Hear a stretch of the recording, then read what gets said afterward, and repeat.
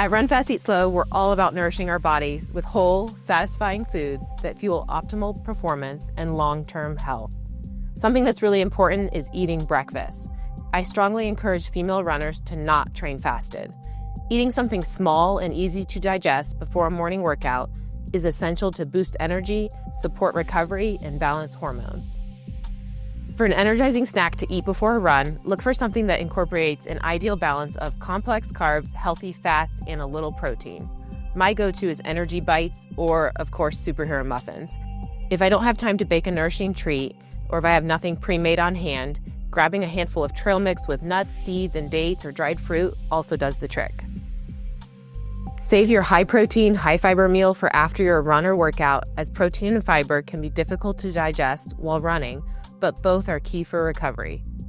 Post-workout, especially if I'm short on time, I'll whirl together a smoothie bowl with collagen or pumpkin seed protein powder for an added nutrient boost.